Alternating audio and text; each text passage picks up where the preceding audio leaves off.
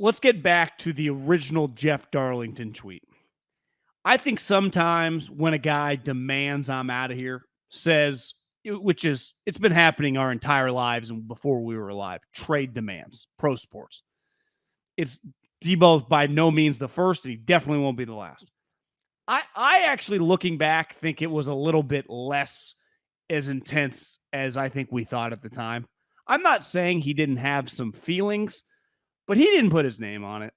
And beside that tweet, nothing I thought else he did followed. put his name on it. Well, I'm saying he didn't say anything. He had another guy say it for him. I think it's much more powerful when if I tweet I'm out of here. He wasn't tweeting anything. He didn't say anything on Instagram. He actually, and I kept saying this from the month leading up to the draft, he's actually not doing anything. He's doing nothing. Now, I'm not saying that Jeff Darlington made that up. He clearly, him or his agent told him that. But I think clearly there was less substance behind it, I think, than we realized. And it might have been a little more emotional at the time. And it's to me completely nothing. The trade request is not only off the table, he's going nowhere.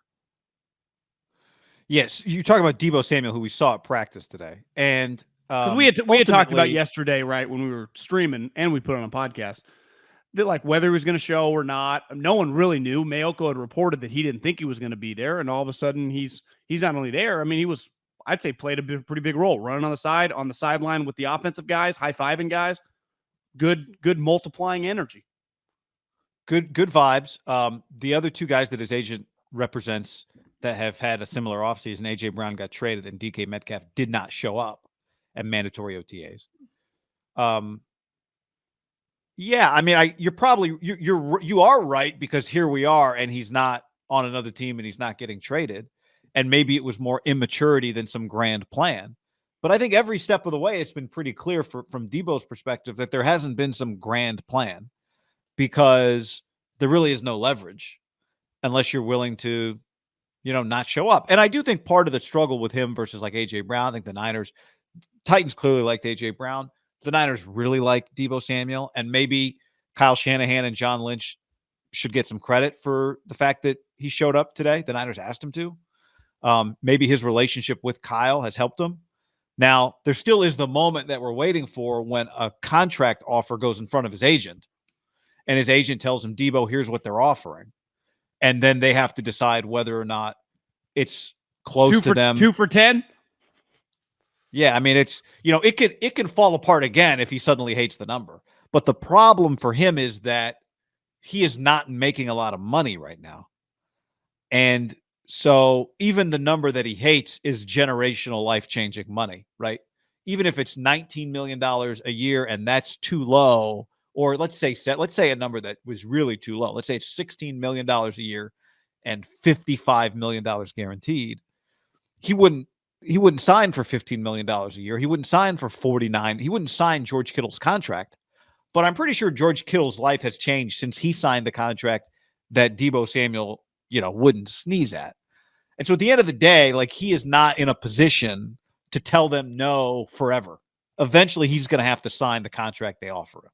And they're going to want him to be happy. It's in their best interest to make it worthwhile for him. It's in their best interest. And remember, you and I interviewed Parag a long time ago. It's in their best interest to not have everybody think that they just bully players into taking team-friendly contracts. It's not in their best interest for players to feel that way, for agents to feel that way, for fans to feel that way. But Parag wants to win the contract internally. He has no interest in the public perception being, we just housed this guy in a negotiation. So Deebo's going to get money. Now, he's not going to get top of the wide receiver market money, but he's going to get good money. Well, don't you think there's I think him showing up today helps lead us down that road. Yeah, for sure. I mean, I think that there's a value in Kyle Shanahan. I think I was telling Biederman today on the practice field, one thing I think Kyle and Sean McVay actually has this. Robert Woods, Bobby Trees, was at his wedding, Bobby Trees, and his wife was taking pictures. I follow McVay's now, I guess, former fiance, now wife, and she kept Instagram posting, she would link him, Robert Woods' wife. Think of what they did to Robert Woods this offseason. They traded him. And I think Sean McVay and Kyle Shanahan have this down pretty well, where they are very well liked by guys that they can have some controversial situations with. And Kyle mentioned it at the press conference today. Like, I'm not in the business of collecting new friends. It's a tough spot to be in. And I said, you know who actually is the godfather of the move of staying friends with everyone they trade and cut is Andy Reid. And I think it goes back to Andy, like Kyle and Sean, have a very personal relationship with their players. Like, it's very real for however they do it. They're very good at that. And I thought Kyle today talked about, like, you know, things were getting weird on the outside. And Kyle basically just said, what any human says when you have a relationship with another person, my relationship, what I say to them and what they say to me is what I base things off of. Like, not, and their relationship is a unique one because it's also so public and it's so driven by Twitter and Instagram. Like, it's a huge story in the biggest league in America. But I think Kyle and I think Andy has been great at this for decades of, like, he can just have this very intimate personal relationship with a player. And I think Kyle and Sean fall under the umbrella as, like, they are really good. I got to give LaFleur some credit. I mean, he did a pretty good job with Aaron, though you could say Devontae went the other way, but that might have been out of his control. It just feels like this is the positive thing of a young coach that gets it. I think Sirianni last year with Jalen Hurts, they had some screaming matches, but they were always like, when you're kind of close to their age, I know Andy's older, but when you just feel relatable and things can get a little weird, it never gets that off kilter. That's with Belichick and some of these old school coaches. They don't really have, like, personal relationships. So when it gets weird, it's like, just business, fuck you, and then it just goes haywire. Right. It was all fake. You were pretending to care about me. Right. Yeah, That's a lot of players say when they're angry. Wouldn't you say historically in pro sports that just happens a lot? Like, this guy was a complete fake to my face, said one thing, did another. And I think it could happen in baseball, basketball, and football when the contract comes up, which, let's face it, like, if you got to go into a meeting with John and Kyle over the last 3 months and we had their audio, would Deebo love everything that came out of both their mouths? Probably, right? No. Just like McVay with Robert Woods, why they traded him, or Andy with Honey Badger and all the guys they've cut over the years. But that's the very, very, it's not an easy thing. Honestly, you could say the reason Deebo's there is more Kyle than actual Deebo. Like, Deebo's there because of the money. If Deebo wouldn't have got fined today, right, for these next 3 days of $95 million, he would not have shown up. But the reason he didn't come to the ones that they couldn't find him at last week. 100%. Right. I wonder if you go, like, do you think DK Metcalf and Pete Carroll have that great of a relationship? You know, who knows? Different when you're the play caller, right? I mean, it's a more intimate, like, Kyle calls plays for Deebo. They work on a game plan together. Like, ultimately, Pete probably more of a CEO, you know, like a grandpa to DK almost in a weird way, right? He's also, he's the boss. But what have they? There are moments where you get closer with somebody. What have Pete and DK really shared? I think last year, I would guess that because what it felt like was Kyle Shanahan and Deebo Samuel walking in front of the troops, arm in arm, into battle for several weeks in a row. When it was just without either one of them, they were not making the playoffs, let alone going to the NFC Championship game, right? Trent was right there too. He just didn't care. He'd already been paid. Trent was right there too. But I mean, I think the two of them. We're playing chess. What if Kyle added himself to the front row when they walk out with the music this year? Like Kyle in the middle, arms locked. Do you think they go new song this year? Yes. Yeah. Be interesting what they go with. But we saw Deebo Samuel at practice. And here's what we saw.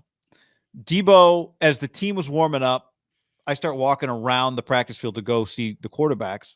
We got no Trey Lance throwing footage today because during that period, all of a sudden, Deebo Samuel appeared behind one of the end zones. He was wearing a white long sleeve. He had a Niners hoodie on. I wondered yesterday, we talked, like, would he be wearing Niners gear? Kind of weird not to, but, you know, you put on the Niners gear, that's kind of saying I'm here, I'm a part of this. And kind of the cutoff midriff Niners hoodie. He had the Niners little skull cap on with the Niners logo, had the football in his arm, had cleats on, and he was running hard. Like, he was running sprints with the ball, the length, whatever that is, 52 yards, the length of the back of the end zone. And then is there two fields? They go all the way down? They go both fields? Or no, he just went halfway. Okay. He just went, the one end zone. And that's a 100-yard sprint and a I 100-yard know walk. that's a I long. mean, it's really more than that. It's He like ain't Michael. He's not 120. Michael Johnson here. This is day one of his return, John. He looked good. I thought he looked good. I thought he looked fine in terms of his shape.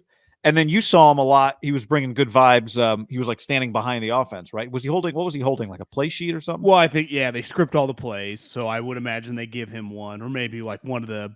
I was gonna say GAs, the quality control guys have extra ones that are probably handed to him, and you can't fake when you're a positive guy or a negative guy. And I told you on the sideline, like ultimately, like looking back at T.O.'s career, huge ego, narcissist, me guy. He couldn't fake that over time, right? And as time went on, it became abundantly clear, still is. I'm not taking anything away from him as a player. Deebo is a happy, uplifting guy when he's around football in our experience. And I would say just obviously watching him last year, he felt that like whether he was angry or not, you put him in that environment, he's his positive, uplifting self. Like you His are teammates who you like are. him. He likes them. And he's high-fiving guys. He's enjoying everything. There was a moment right before they broke to a period where he ran over to the receivers and they all kind of had a little moment. And just was it 2 weeks ago or last week where Ayuk said they FaceTimed him? Like, it's not, even if, let's say, he had held out today, it isn't like some angry, I hate everyone kind of vibe just to begin with. That's where I kept coming back to, like, I think all these guys like him. And this, whenever it starts with that, like, truly, like, he wants to be there. Because sometimes when a guy goes, I want out, I guess it probably happens more in the NBA where it's a smaller group. It's almost like a reflection of like, I don't like any of these guys, or I don't like the majority of these guys. I want to get away from these clowns. That's not really what it really felt like with Deebo. I was like, he's not a big fan of San Jose. And I keep going like, I don't blame him. I hate that place too. But I do like once you put him back in the environment on the 49ers, like at the end of the day, even if he doesn't love where he live, don't blame him for that. I don't think like George Kittle or Nick Bosa would choose to live here either. He does get to play for the San Francisco 49ers, which now he's a superstar on, one of the biggest brands in the league, and they're sweet, and his head coach is his play caller. Like it is, for him, it's a pretty incredible situation for a guy that like not too long ago was at a college that, let's face it, like bottom 4 school in the SEC. Like he got a huge upgrade when he came to the pros in terms of his brand, right? In terms of the brand he plays for, in terms of the games he's in. He wasn't playing for SEC championship games in South Carolina. Like they were struggling to go 500 because it's hard to win there. Like it's just, that'd be the equivalent of like playing for the Lions. I mean, it's just, they're one of the lower level SEC teams historically. They had a moment with Spurrier, but for the most part, like Muschamp got fired for a reason, right? Shane Beamer, like they run through a lot of coaches because it's hard to win there. They don't win very often. And now he's in 2 of his 3 years in the league. I mean, he's got 2 NFC championship games in the Super Bowl, I guess. Well, he easily could be doing what he does for some of the teams that would have traded for him, and it would make him less of a story, right? If he was the same player he was last year on the Jets, it would not be as big of a story as what it was, being that guy on the 49ers. Also, here's the other thing. The reality is, and at some point reality has to hit, there's only one team that can pay him $50 or $60 million right now. There's only one team. There's only one. No one else can pay him $50 million right now. There is not another team in the league that can change his financial situation. The only one that can is the one who has his rights, and it's the 49ers. Like, that's just the reality of it. And I do think sometimes, like Kyle said something about, you're away from somebody, it makes it hard. You have disagreements. You actually talk. The inference here, you talk to one another. You can actually accomplish things person to person. And I think there's something to be said for the longer you're away, the more you hate. It goes both ways. Like the more you build something up or the more you can hate it. And for him to come back around his teammates, yes, this is not a perfect situation. This is not where I want to live, but there's other good things here. And if they pay me $50 million, I can keep hopping on private jets anytime I want. So, life could be worse. And it's not your typical job where you live there 12 months a year, right? I mean, exactly. he really has to play 6 months and then basically come one. Like I think moving forward, once he signs a big deal, comes 1 week a year. Is he immediately then on the Trent Williams, Nick Bosa plan moving forward? I would say probably. Yeah. Be healthy, be paid, be in shape, and you get excused.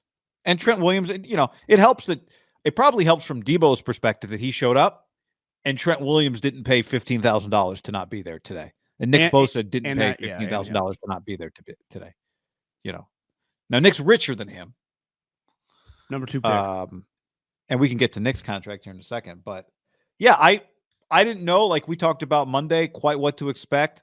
That was better than I expected. Seeing him running, I thought maybe you just see him standing there on the side. Seeing him running to me was not insignificant. This gets back to what I said, though, Guy. I think if he's going to come, it is very hard if you're a good guy, you like your teammates, and you like playing football for that team. Like, you like the team. You like being part of that and those guys, to be malcontent guy on the sideline. Ultimately, if you are, I think, listen, whoever can pull that off, and I would say it's in modern day football, it'd probably not be many people. You're a fucking loser. And you would look back on like the guys who have truly done that, like just kind of, it's been like Albert Hainsworth. I mean, T.O.'s the best version of a guy that had some moments. And look, he got run out of town by places. Like, they couldn't stand him. You would argue even bad guys can't pull that off. Like, you would have to have, like, it'd be very difficult to do. And you could do it. Like, it would be a scene immediately. Well, anyone that watches golf knows that one of the big open secrets around the PGA is that Patrick Reed is not very well liked. And yet when you watch him finish a round, they all they shake each other's hands, they laugh, they smile, right? Like, it's, to your point, it's very hard in a situation, even when you don't totally like somebody. Hideki hugged him when he got DQ'd last week for the substance on his. That was a shitty situation. I know everyone was kind of around. Oh wait, well, yeah, Hideki got this. Yeah, that was a weird situation. But Hideki got DQ'd and he was playing with Patrick. It was Reed. not Patrick Reed that got DQ'd. No. You never know. That's the funny part. So Nick Bosa was there today. Oh, one other thing on Deebo. We asked some questions during Kyle Shanahan's press conference. I don't know how many questions Ham got in, but several questions. Nobody's counting. You asked some good questions. I should have asked a question. One of the last questions of the press conference, I asked Kyle if Deebo would participate on Wednesday. And he said, probably not. I'll talk to him. There's really no point. We're kind of protecting him. You know, he just got here. It was a no with a lot of words. I should have, but he said at the end, I'll talk to Deebo, see what he thinks. If I could ask that question again, the question should have been, is Deebo not participating because he has chosen not to participate, or are you holding him out? Right. And I think even that we probably wouldn't get a clear answer. I bet he would say, Deebo and I talked, and this is what makes sense. He's just got here. It's his first day back. We're not going to throw him into drills. Right now, Bosa was in drills. Trent Williams was in drills, in position drills. I don't think either was in like 11 on 11 stuff. 71. My point being, 71 was just like pancake. That's a block. You know, is this a hold in? Is what really that direct question should have been. But when we've been saying hold ins, and obviously we talk about it and we've seen guys do it, I don't actually know what they did. I assume they just stood there.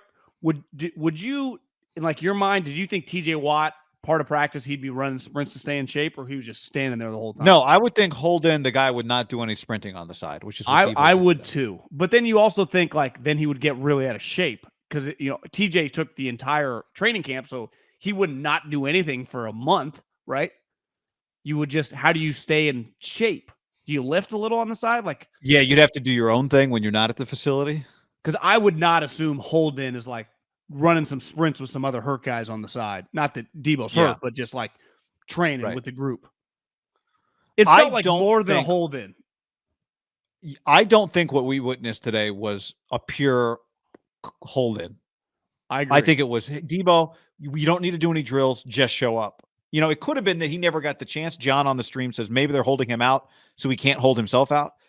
I think it's a great point, right? It could be like, hey, Deebo, Kyle on the phone, just show up. You don't need to do any drills, but we need to see you here. And that, okay, cool. It's not a hold in. I'm showing up. I haven't been around. I'm not going to do any drills, but we're good. And then you're also like, I'm also a football player. I want to stay in shape. I'll do some work on the side. Yeah, do whatever you want, but you're not going to do any drills if you want to do some sprinting. Or maybe the trainer's like, hey, man, can you run for us? He's like, sure.